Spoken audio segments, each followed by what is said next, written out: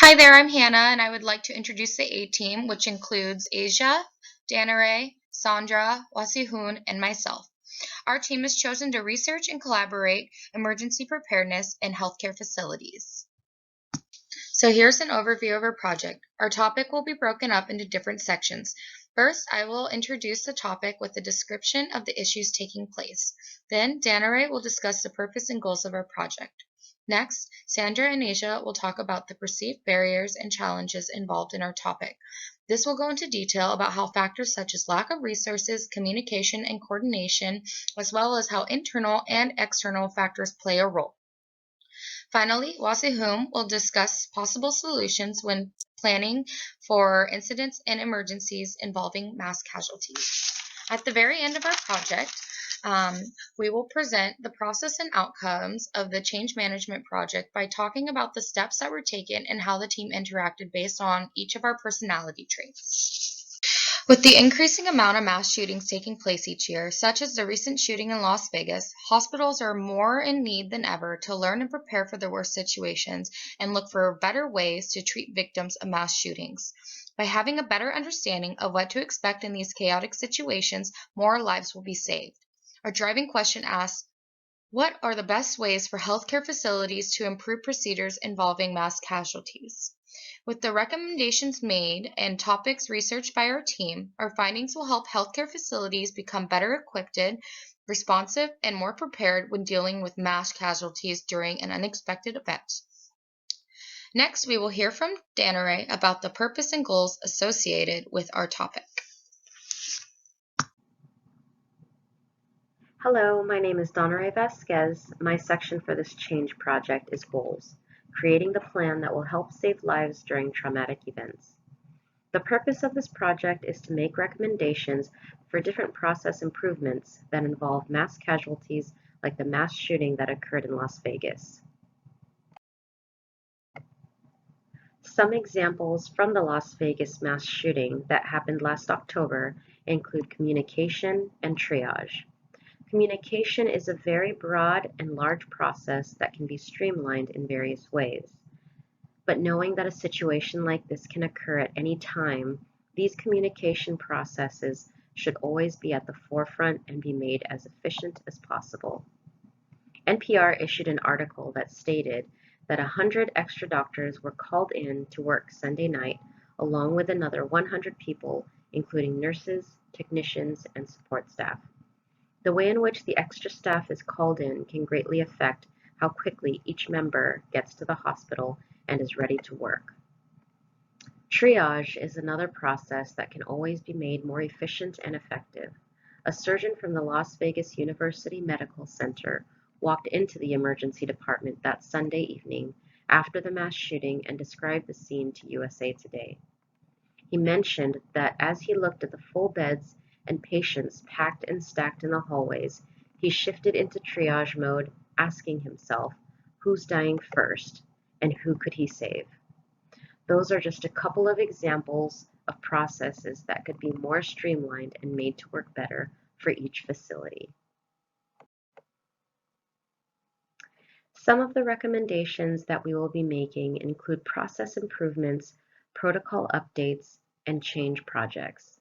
Process improvements will include streamlining communications between police, fire, and hospitals, while protocol updates will include how to handle situations when there is a lack of resources like staffing and capacity. Coordination is a large challenge that will be addressed through various change projects. Our main goal for this project is to create a plan that can be implemented in any city, which will help connect the state and city resources to facilitate expedient patient care and potentially save lives. Hi, my name is Sandra Jimenez and I'm going to present the lack of resources, resistance to change, and how to overcome it. Lack of resources. When it comes to a mass shooting, hospitals need to be prepared. As an example, they need to have enough staff members, nurses, surgeons, medical assistants, physical capacity, supplies, rooms, gurneys, wheelchairs, IV tubes, chest tubes, urinals, beds, and supply. Extra staff can be called in to help patients to ensure that most critical wounded are cared quickly. Patients' injuries are immediately life-threatening and time-depending, so there have to be the provisions to be able to mobilize mass quantities for blood operations and resuscitations. Las Vegas likely hospitals have implemented similar emergency preparedness protocols as they treat about 515 people who were wounded in the night of the deadliest mass shooting in the U.S. history. Las Vegas, Nevada hospitals done an amazing job by having trauma team and supporting nursing units, critical care areas, and ancillary service 24/7. The trauma centers are most likely to be well prepared to treat victims as they conduct drills all year that are meant to mimic real-life scenarios. Resistance to change. Resistance to change can be avoided if effective change management is applied from the beginning. While resistance is the normal human reaction in times of the change, good change management can increase much of this resistance. Change management is not just a tool for managing resistance when it occurs.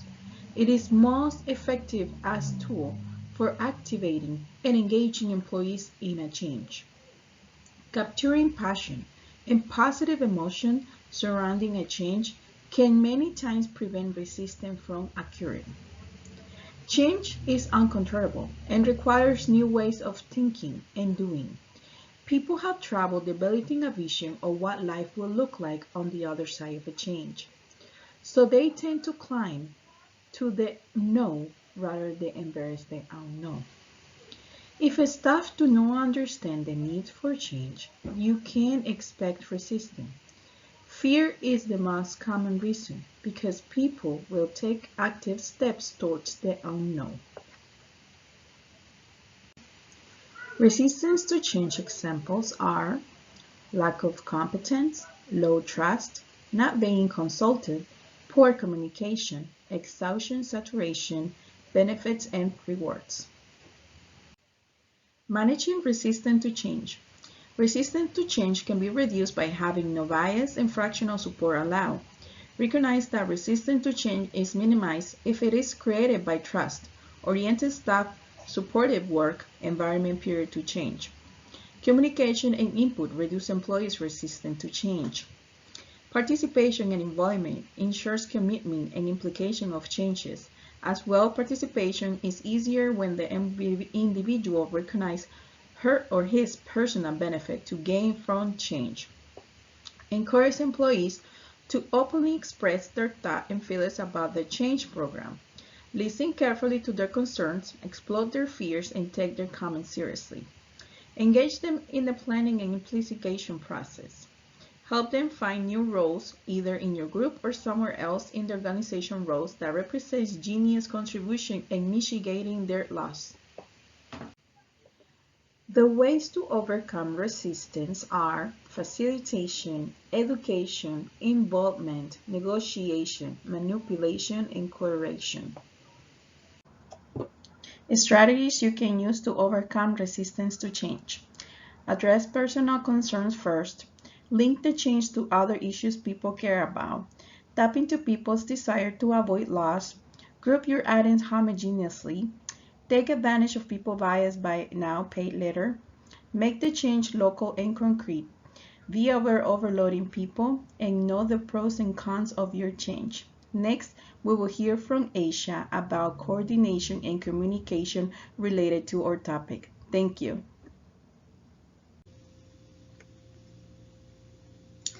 Thank you. So Sandra just spoke about obstacles and barriers in relation to mass shootings or an active shooting in a hospital setting. This slide is focusing on the coordination. I'll be speaking about the coordination and the communication issues relating to that event. So this slide is showing you a few different things. Whenever you're coordinating the activity of a mass shooting or an active shooter in real time, there's multiple state, federal, and local healthcare systems that are all involved. When you're looking at the healthcare system, you've got ambulances, you have hospitals, You have a lack of medical providers, surgeons or doctors that need to be contacted, nurses that need to be contacted and brought back into the health systems to care for the overflow of patients that are coming in immediately and need care. You also have the fire department, you have the police department who are on the scene, securing the scene, transporting some of the victims, and also working with the family members to make sure that they know what's going on and where their family members are. And lastly, the Federal Emergency Management Agency, which oversees all of the activity and is really trying to understand in real time what's happening and why, while the hospitals and local state officials are caring for those who need it. In researching mass shootings and active shootings and how the hospitals deal with them, I was really surprised to see how many we as a nation have experienced or endured within the last 18 months. But the internal communication has progressively gotten better to the point now where there's training programs that are set up for hospitals where they're expected to execute these training programs with their local, state, and federal groups to make sure that they're prepared for something of this nature. So the internal communication, where it once was just a complete chaotic scene, has now evolved to a very well managed and organized system, unfortunately or fortunately. So what happens is that when these patients come in, hundreds of them that are literally being dropped off by random cars and ambulances and trucks of people, the doctors will take a look at them, and while they're looking at them, they will hand them off to the nurses who are taking notes. The nurses will then designate what kind of classification these patients are in. And you'll see on this slide what Las Vegas coded their patients as. Red is immediate, black is that they're expected deceased, yellow is delayed, meaning that they're stable, minimal will be green. They color code these patients and then they send them to designated areas of the hospital. It's my recommendation that for the yellow and green coded patients that they would be sent off-site to maybe a community clinic or somewhere within the area that can handle kind of the overflow and take away some of the volume of patients and leave the most sick to be cared for immediately. One other thing that I wanted to note about the internal communications is that a lot of these hospitals are now set up where they will alert surgeons who are not working and medical staff to come in if there's an emergency and help care for these patients. Things like pediatricians, pediatric surgeons who might not ordinarily be on staff. An example of that would be the mass shooting that happened in Sutherland, Texas, which was the most recent one at the church, where there were some children that were injured. The Orlando nightclub and the Las Vegas concert also had similar situations where they needed to have specialists come in to help with the amount of patients. But overall, the internal communications and the coding I found very helpful, and I think it facilitated really good patient care efficiently. So in terms of internal communication, what I've seen is that there's a primary trauma center that manages the most critically ill patients, surgical needs and assessments, trying to save lives really, and then they triage any other patients that they can to area hospitals to be cared for and to be seen. There obviously has to be some sort of command center that is above all of these hospital organizations that understands where the patients are, where there's room to send patients, and can communicate that back to the trauma hospital. So at each area, or each area hospital is probably the better way of saying it, there's a command center that's overseeing all of that communication that also houses the police, or the police chief, the person who's in charge of the fire department, and also the federal department as well, so that they know what's going on with the entire situation at all times. Another challenge here for internal communications when they're sending patients around is that each hospital might not be on the same electronic medical record system, which means that the idea of sending any preliminary information to the hospital that the patient's being sent to is gone. They're just relying on the color coding system. However, in an emergency like this with a mass shooting, it has proven to be quite effective.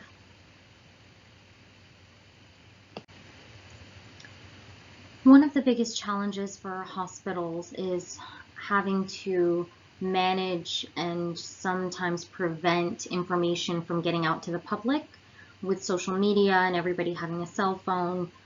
It's a real challenge and a real risk to have any information or misinformation sent out to the public. At the same time, there's family members that are desperately looking for any updates through any sort of news outlet or media. So you have social media websites that are out there informing the world what's going on. You've also got the Incident Command Center who has the real facts and data for what's going on. And Las Vegas did a really good job of setting up a family incident and reunification center. That was something that I had not heard of up until the Las Vegas shooting. Even in Orlando for the nightclub shooting, I didn't hear or read about anything to that effect where they had an organized way of communicating to family members that were calling in looking for loved ones. And I also did not see anything to that effect for the Sutherland, Texas church shooting. It could be, you know, the time of day or the setting, but I really think that that is best practice to have the communication open to the families and good information, not just what's out there in the news channels. So overall, I think that the hospitals and healthcare systems that are involved in mass shootings at this point are all very well equipped.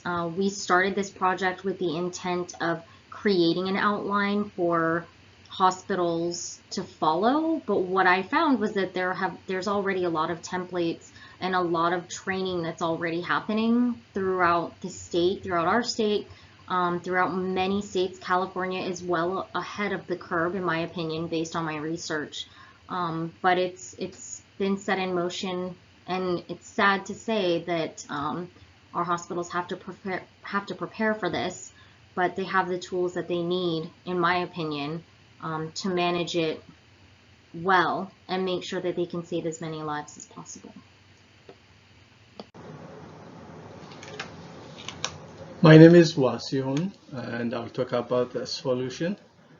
Preparing for emergencies that involve mass shooting is a very important task that leaders, together with the community members, have to undertake.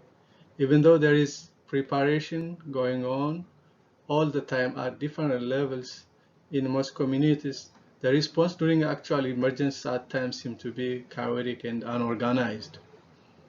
We think the following measures can be part of the solution. There should be a centralized command system which can organize and lead drills and exercises. During the time of emergency, this body coordinates the response effort by alerting all stakeholders and by setting up triage and sending victims to different care providers based on the medical need of the victims.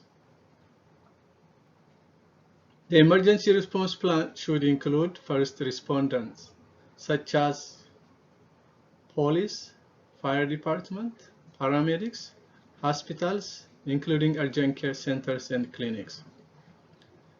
There should be a strong coordination and communication between first responders and medical care providers. Hospitals are expected to have their own incident command system that helps them during the time of emergencies. However, their system needs to be incorporated in the general emergency response system. There should be exchange of experience and lessons learned from previous emergency responses to mass shootings. At the time of responding to actual mass shooting incident, coordinated response with law enforcement is very important in order to keep the first responders out of harm's way and establish safe and secure triage and transport areas. A fast transportation process is also critical to rapidly triage victims and get the most severely wounded away and properly distributed to area trauma centers and acute care facilities. It's very important to ensure ready access to supplies of first aid kits, essential at shooting incidents such as trauma dressings, wood cloth dressings, chest seals, scissors, and tourniquets. These first aid kits play a big role in keeping victims from dying of bleeding until they reach trauma centers.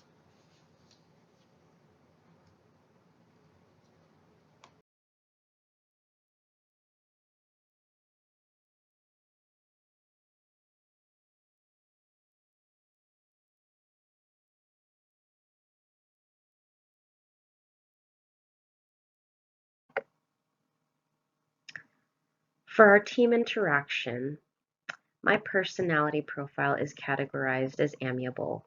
I tend to be a good team player while also maintaining respect for everyone on my team. I've learned over the years that I can also come off as being unsure and a pushover, so I've learned to be a bit more assertive and make sure that everyone on my team knows what my opinions and thoughts are as well. Asia, Hannah, Sandra, and Wasihun have been wonderful teammates during this class and for this project. They have all been very open and communicative, and I feel like we've worked very well together.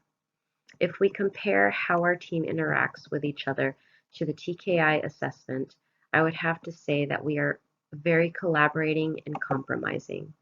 We've had a few conference calls with each other and have been able to come to conclusions and solutions to find the best way possible to work on this project. Although not everyone has been available during the conference calls, we still are able to maintain communication through email and text and have not had any problems.